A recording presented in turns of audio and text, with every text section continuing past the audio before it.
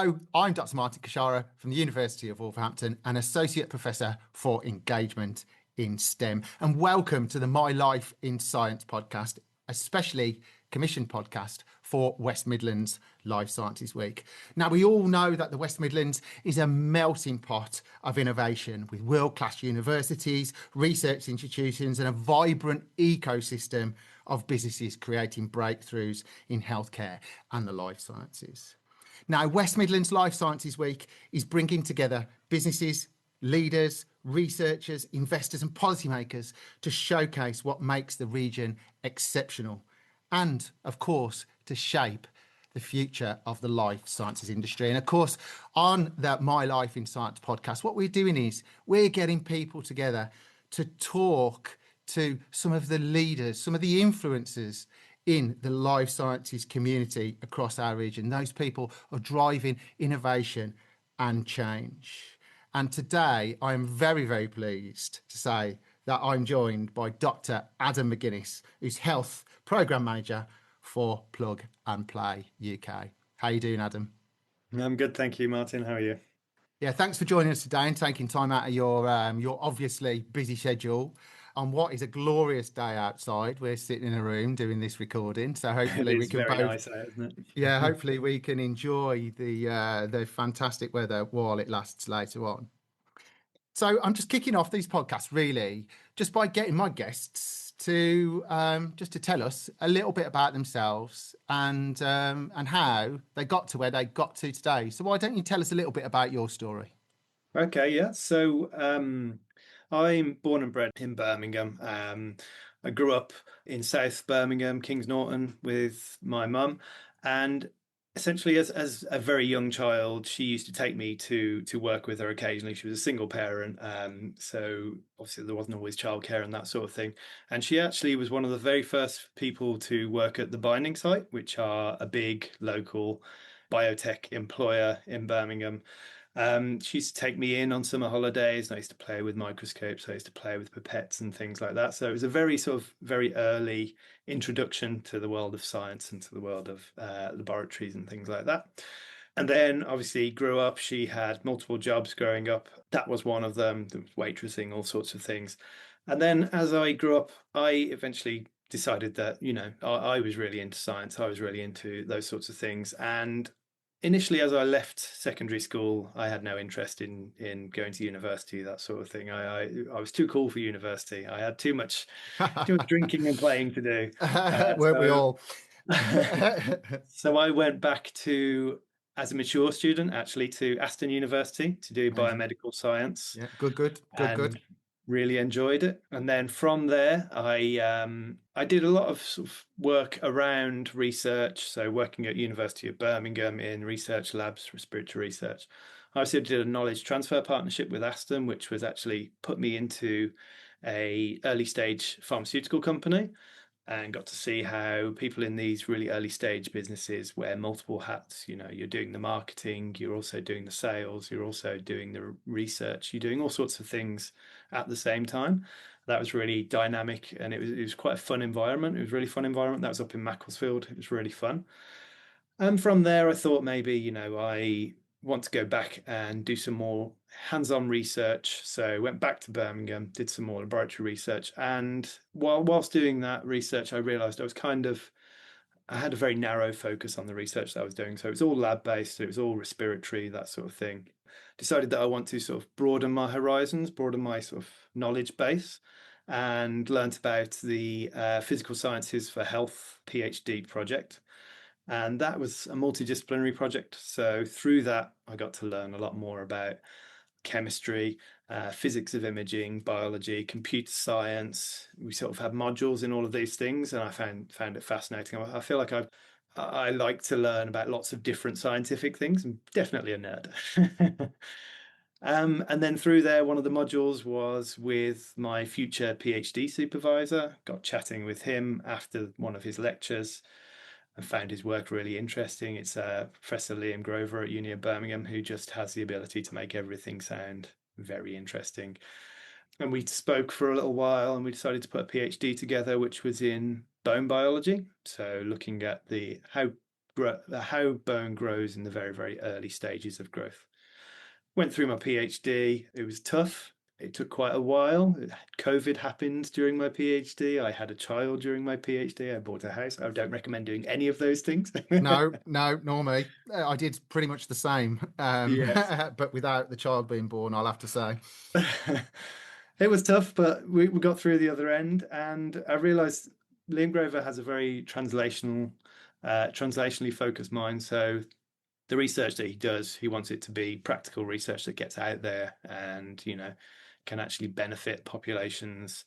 So he himself is an entrepreneur. He's spun out a number of companies from University of Birmingham. So I got to sort of see on the ground level from the university side of things how people spin out these companies. And I found that really interesting. So following my PhD, I did some small business support at the University of Birmingham as a postdoc and actually worked on a nasal spray for COVID. So I was trained in how to use category 3 labs where, you're nervous about going in, you're nervous about coming out, making sure everything's clean. But yeah, working with the COVID-19 virus to see how it infected cells and whether we could put something on there that could stop that happening, which was good fun. A lot of the career choices that I make are what looks interesting at the time. And that looked very interesting. So I did some of that. And that was sort of small business support again. So that's working with the entrepreneurs to test their products. And then from there, moved to Uni of Birmingham Enterprise.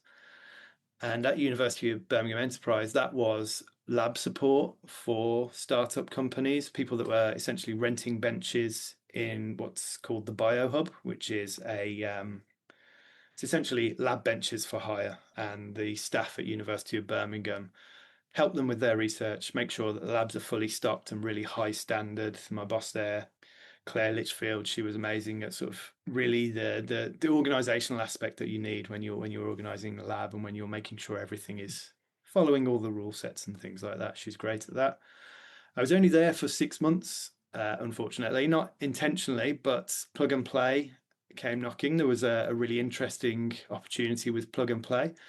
And so working with Plug and Play, I became their health program manager, which essentially means I work hand in hand with the startups that they either invest in or take part in the accelerator programs. And I work hand in hand with them to essentially see how Plug and Play, the organization, can support them in their innovation growth story, really. And that's where I am now. It's all been sort of following the interesting rabbit at the end of the tunnel, basically. I've mixed metaphors there, but just following what I thought might be interesting, and it's ended up here, which is a great place to be, really. It's really good to meet a bit of a kindred spirit. To be honest, in my 20s, I was a category 3 containment microbiologist and was responsible for handling A-list category pathogens. And in a previous life, so I fully know the stress of working in a containment environment with microbes that could do you significant harm. Congrats on that, because it's not something that many people get to do. I believe it's a very good experience, particularly for your mind if you're interested in science. It is, yeah. It's a little bit nerve-wracking to begin with, isn't it? It's kind of, Yeah, absolutely. do I Yeah. want to do this? Yeah, it is. Yeah, yeah. Very, very good. Very good for if you like a process. If you're a nerd, like I guess we are, then it's quite nice because you've got to do everything in a very particular way, Absolutely, which yeah. is Very brilliant. process-driven. Yeah. So let's get to what you do and how you support people, I guess. And you take businesses, you review applications, you link people up with funding and mentors and things like that during your role. Yeah. So what are the things, when you're reviewing an application, you want to take somebody forwards or a new startup forward, what are the things in that application that makes you say, yes, this is a good one? What is there anything you can tell our listeners? What are the key things that you're looking for? Yeah, I suppose it depends what sort of stage in their growth journey they're at, really. If it's incredibly early stage, in my role at Plug and Play as part of the West Midlands Health Tech Innovation Accelerator, we work with companies across a wide spectrum of, they're not readiness levels, they're sort of the stages in their growth, really. So you can have somebody that just has an idea and doesn't know where to go next. And for those people, they're not going to be part of our accelerator, so the Plug and Play accelerator that's part of the WMHTIA, but they can benefit from what the WMHTIA has to offer in all of the different Mm. support that they get through there. So somebody that's at a very early stage can be just, have you considered, this is an interesting idea. Have you considered who you're going to sell this product to? Everybody thinks they're going to sell to the NHS straight away, which is just not what happens at all. Often, many times, it makes more sense to try and sell to private markets first and get a bit of sort of traction there, private hospitals, private clinics, that sort of thing, Mm. and then use that success and that sort of confirmation that you've had from those buyers to Mm. then get into the NHS.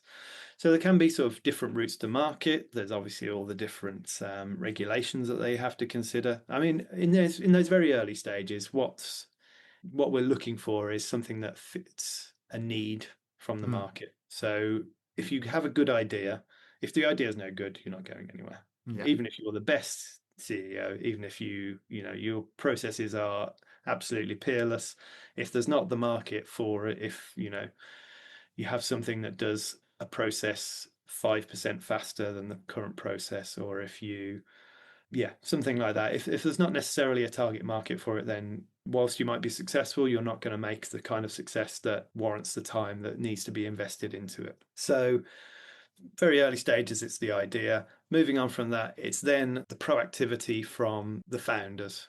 Essentially, the founders are an incredibly important part of any business, Mm. especially during the early stages.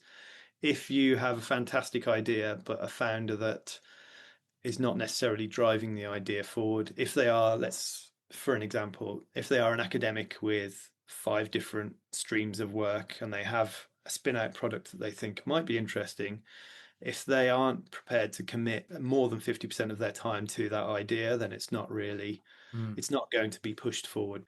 A sort of really, really strong founder can be worthy of investment all Mm. by themselves, even if the idea is not, let's say, 100% of an idea, 100% fantastic or wonderful idea, even if it's, let's say 75%, but the founder is really, really formidable and that they're going to push something forward. You could potentially look to work with that founder and just look at potential pivots down the line. Mm. So whilst what they have at the moment isn't necessarily the idea that they're going to take to market and make a killing, become a unicorn, that sort of thing. If you have a lot of faith in the founder to be that sort of person that will identify the right opportunities as they come up, then it's worth working with them and developing a relationship with them. When you say founder, do you mean the person who has the idea? Is it the person that owns the idea? Is it, for clarity for the listeners? So a founder can be either of those things, really. So it can be the person that has the idea. In in the case of university spinouts, the professor behind the Mm. research, behind the Yeah. PhD that found it. However, more often than not, that sort of person would take, in the early days, sort of a CSO role, like a chief scientific officer, and they would bring in somebody who is very entrepreneurial to be the CEO.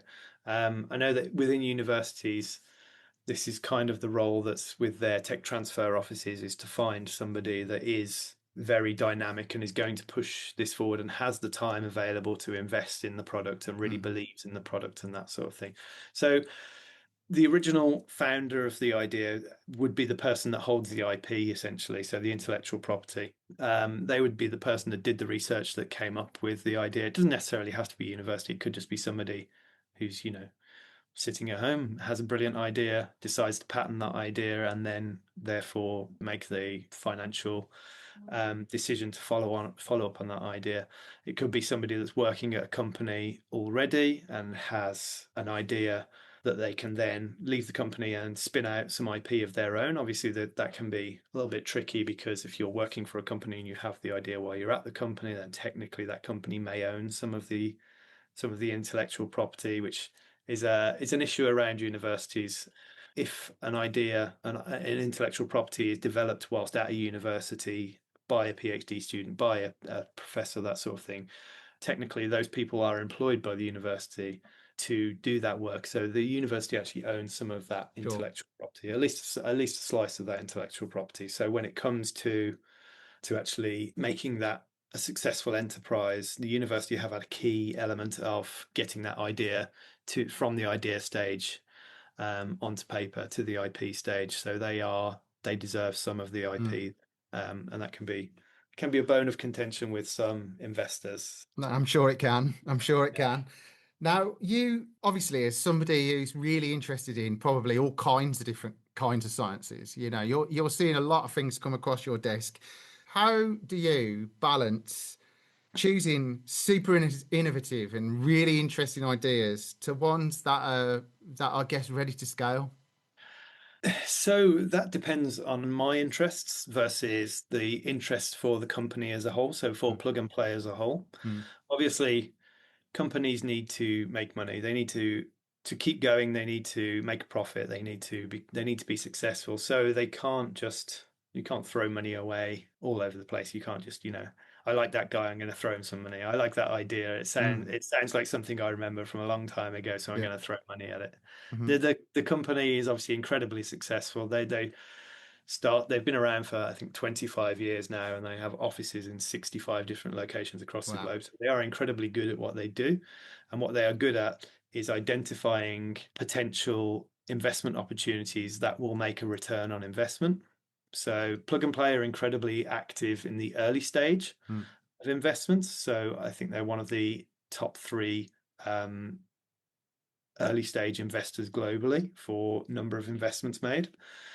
So the idea is to spot the potential innovations that will bring a return on investment. And that return on investment comes from when we invest that company growing bigger and bigger and mm, bigger, and that company either being bought out by a larger corporate organization by incredibly successful growth that allows them to go public and start selling shares on the stock market, that sort of thing, or for them to license out their product. So say, you have a fantastic drug idea, you develop it to a certain point, and then let's say J&J come along and say, we want to be able to sell that drug, we will license that drug from you, we'll pay you huge lump of money per year, and then that company just becomes more and more valuable. And when it comes to the shares that Plug and Play originally bought in the company being bought out, we've obviously made an increase on our investment there. And we do that across lots and lots of early stage companies, and we invest small ticket sizes in the idea that these companies they're in their early stage, which is obviously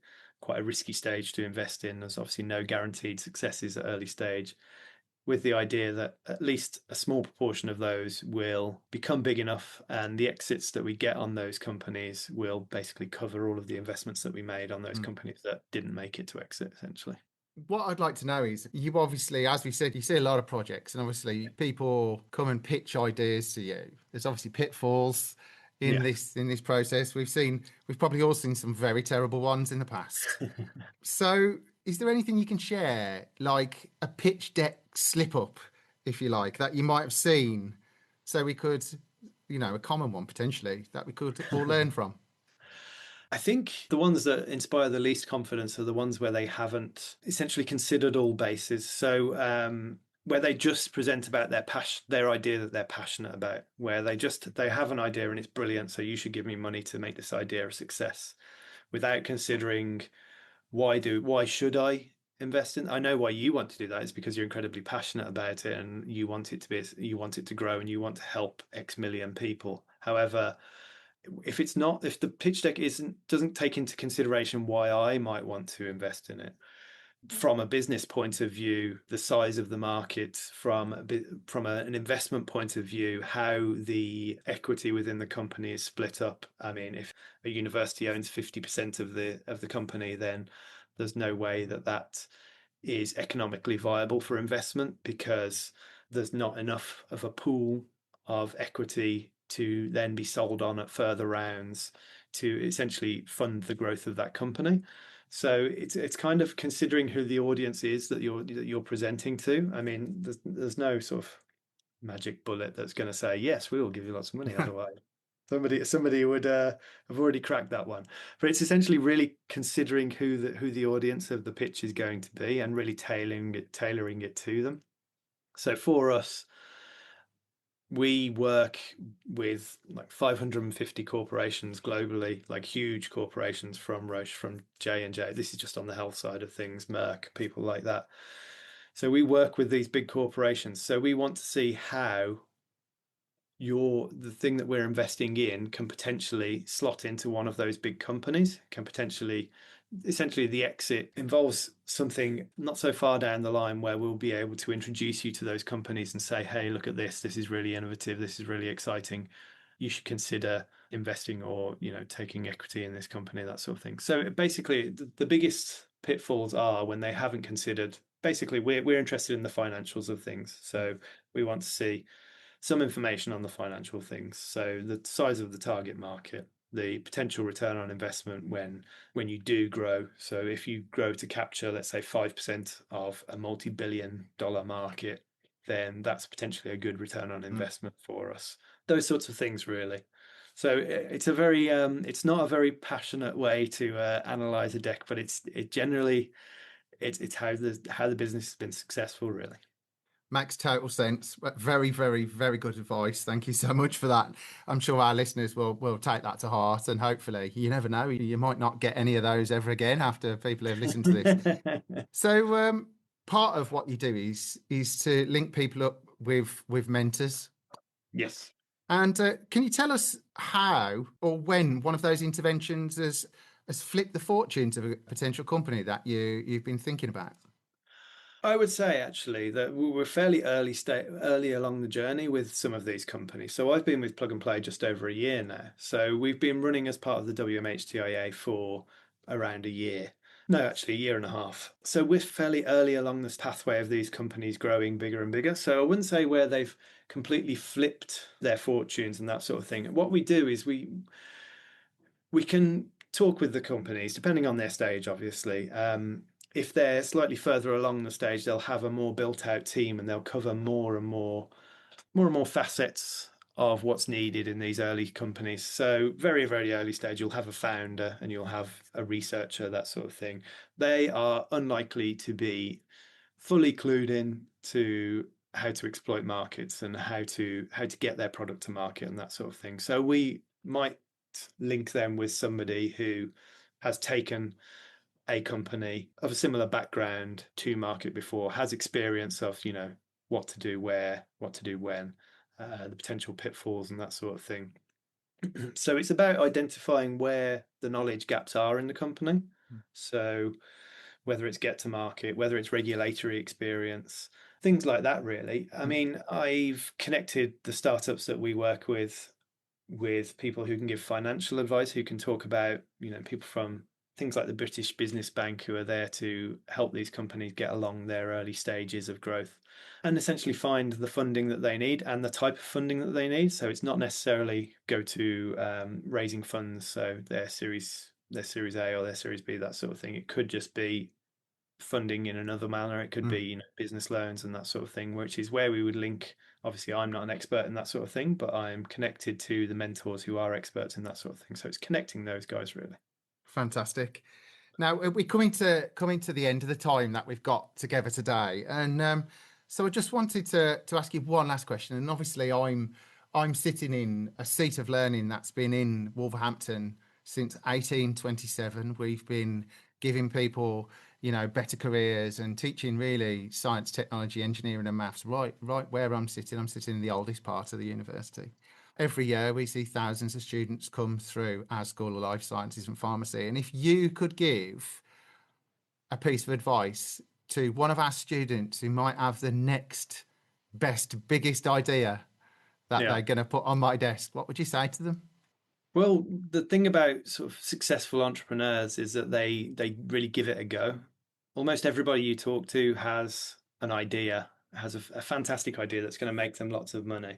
But the people that are really successful, they try it and they fail, and then they try again and they maybe fail again. They try and they're not as successful as they could be.